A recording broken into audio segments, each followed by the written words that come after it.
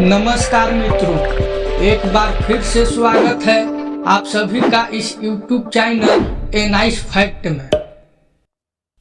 एक गांव में एक बड़ा साहूकार रहता था। साहूकार बहुत पैसे वाला था। आसपास के कई गांव में उसका बड़ा नाम था, लेकिन इस साहूकार को अपने पैसे का, अपने रुतबे का और अपने नाम का बड़ा ही घमंड था। वह अपने नाम को बनाए रखने के लिए बहुत ज्यादा सोचता था और बिना किसी के भावनाओं की कद्र किए वो सब करता था जो उसे लगता था कि करना चाहिए। साहूकार को कई सालों बाद एक संतान की प्राप्ति हुई थी।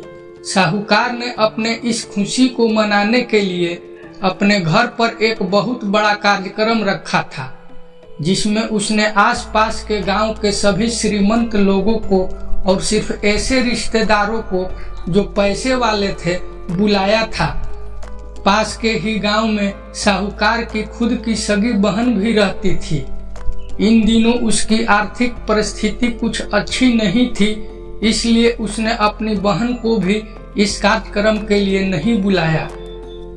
साहूकार ने जिस कार्यक्रम का आयोजन किया था वह इतना भव्य था और इसके अलावा उसमें इतने प्रसिद्ध और श्रीमंत लोग आने वाले थे कि इस कार्यक्रम की चर्चाएं हर गांव में होने लगी। यह खबर उस साहूकार की बहन तक पहुंच गई।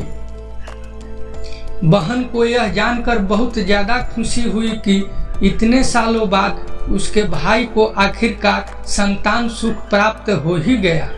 बहन ने सोचा कि भाई गलती से उसे इस बारे में बताना भूल गया होगा और अपनों को भला कोई न्योता देता है। भोली बहन ने अपने भाई के यहाँ उस कार्यक्रम में जाने की तैयारी शुरू कर दी। जिस दिन वह कार्यक्रम था उस दिन बहन सुबह सुबह ही अपने भाई के घर जाने के लिए निकल पड़ी।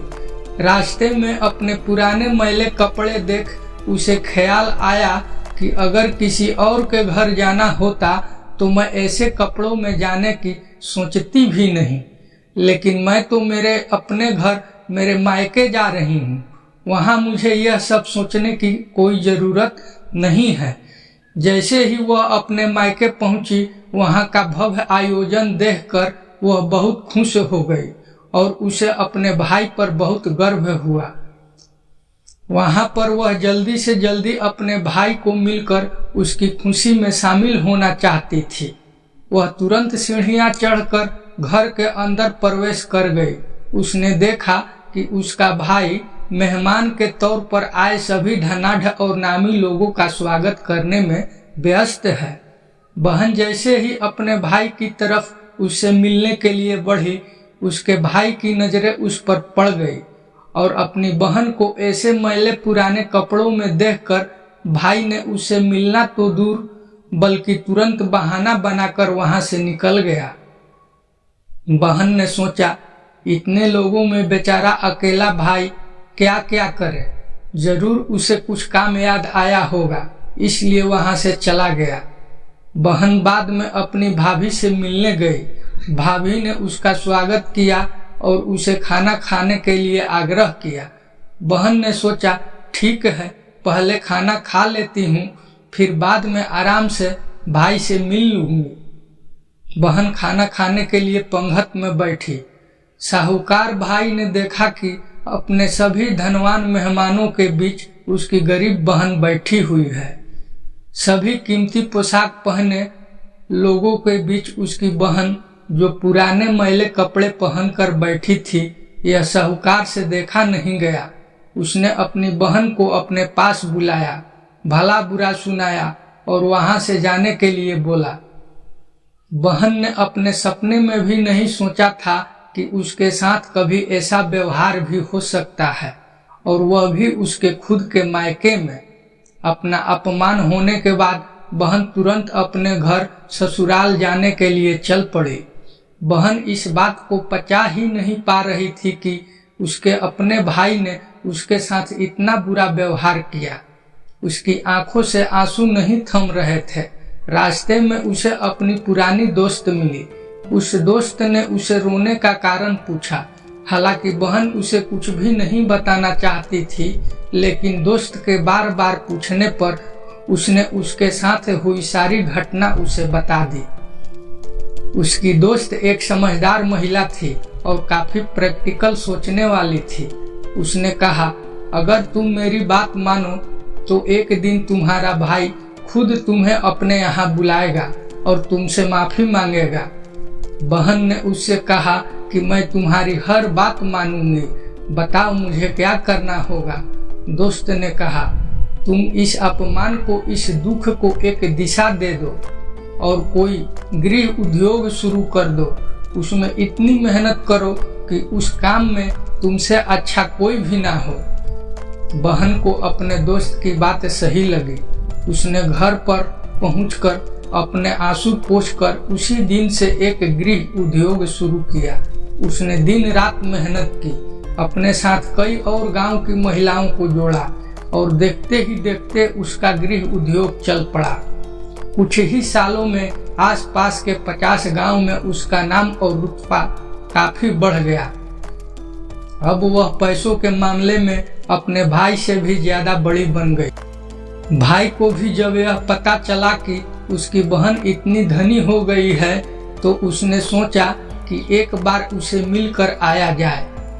वह जब अपने बहन को उसके घर मिलने पहुंचा तो बहन ने उसका किसी राजा महाराजा की तरह स्वागत किया, उसके पसंद का खाना खिलाया।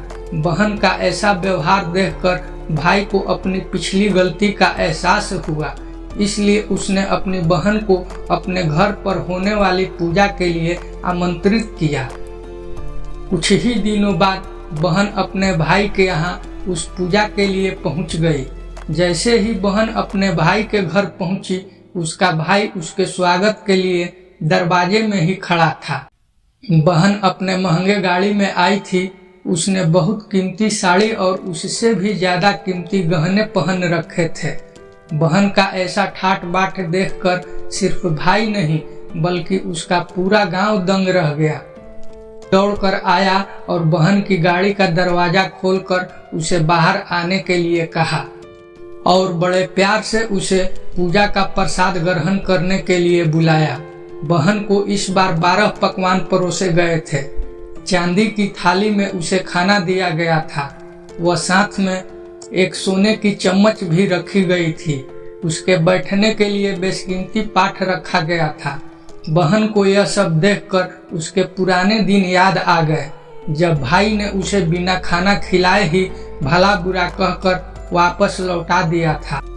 बहन खाना खाने के लिए तो नहीं बैठी, लेकिन उसने अपने सारे कीमती जेवर उतार कर उस थाली के सामने रख दिए और खाने में से कुछ निवाले उन जेवरों पर रख दिए।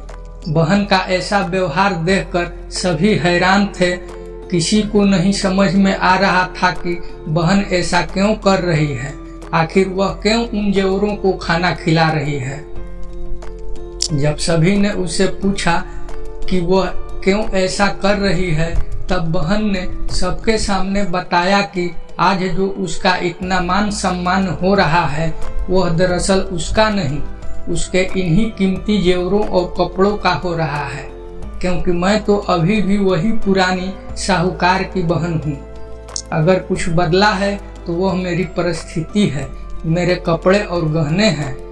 भाई ने अपनी गलती का एहसास होने पर इस बार अपनी बहन के पैर पकड़कर माफी मांगी। बहन, जो पहले भी अपने भाई से निस्वार्थ प्रेम करती थी, उसने अपने भाई को माफ कर दिया और उसे गले से लगा लिया। दोस्तों, पैसे सिर्फ हमारे जीवन को सरल बनाने के लिए हैं, जबकि रिश्ते जीवन में मिली किसी वरदान की तरह है, अगर उन्हें सच्चे मन से और निस्वार्थ भाव से निभाए जाए। पैसे खर्च हो जाएं तो आप बाद में भी कमा सकते हैं, मगर रिश्ते खर्च हो जाएं या टूट जाएं तो दुनिया का सारा धन भी आपको उन्हें वापस नहीं दिला सकता। दोस्तों, उम्मीद करता हूँ कि मतलब का रिश्ता दिल छू लेने वाली कहानी आपके भी दिल को छूने में कामयाब रही होगी। मित्रों, यह कहानी आप लोगों को अच्छी लगी हो तो इस चैनल को सब्सक्राइब, लाइक तथा शेयर जरूर करें। मिलते हैं अगले वीडियो में इसी तरह की एक और नई कहानी लेकर। तब तक के लिए धन्यवाद।